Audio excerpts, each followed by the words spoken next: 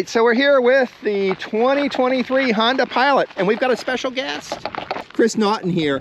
So we have some questions for you. Pilot, made in America, made in Japan, where is it? What's the story on it? It is made in Lincoln, Alabama.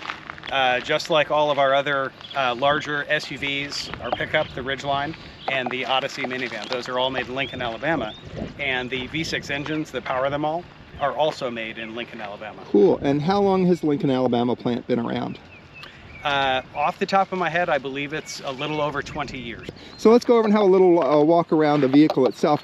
You know, it's got a really classic line to it. It's not the boxy thing. It's very flowing. I mean, you've done a great job on the design of it. But it does show our latest design language, which is, you'll note that the windshield is a bit more upright. The base of the windshield is brought back. That gives you a longer hood, which really gives it better proportions, I think. And then when you get closer to the up front, you can see the grille is larger and more upright.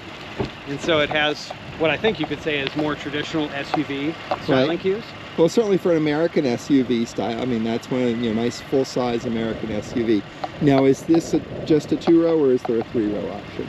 This is a 3-row. In fact, all Pilots are 3-row. Okay. And they are either 7-passenger for some trims, and then the upper trims can be had where it is 8-passenger on demand. Okay. And what that means is the second row has a removable center seat, which would be the 8th position for a passenger.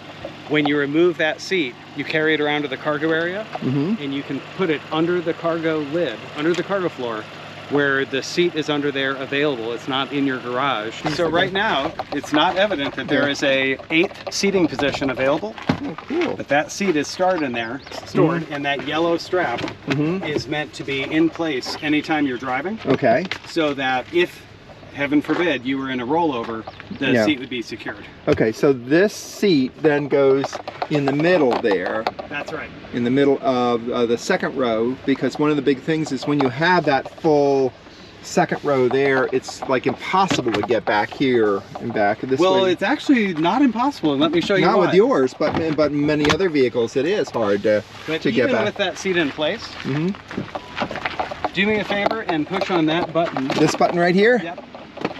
And then go ahead and look at how wide that is. Oh yeah, yeah. All right, so we're back in. Very nice. We have nice controls there for air conditioning, USB-A's. Close again. And there's a button here so I can get out. Yes, so you can let yourself out when you push that button. And the other thing that's interesting here is there's headroom here. Yeah. What's that? How did you do that for a full-size adult can sit in the back with headroom? I will credit our engineers for being very good at carving space out. Look, all that space up there. Yep. And the relativity of your feet, your knees, where your hips are, that is 2 inches lower than before to make it more comfortable. So your knees aren't high up right near your chin. No, very nice. And I like the touches inside. There's USB-A back here. Lots of cool stuff back here. Let's pop the hood and look underneath the hood.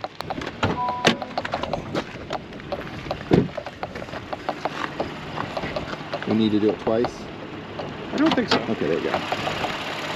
All right, so. Thank you. And lower.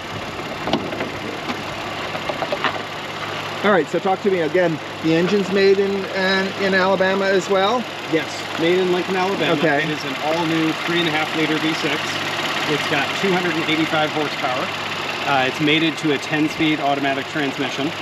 And the all-new engine is dual overhead cam and significantly cleaner as far as emissions. And quiet.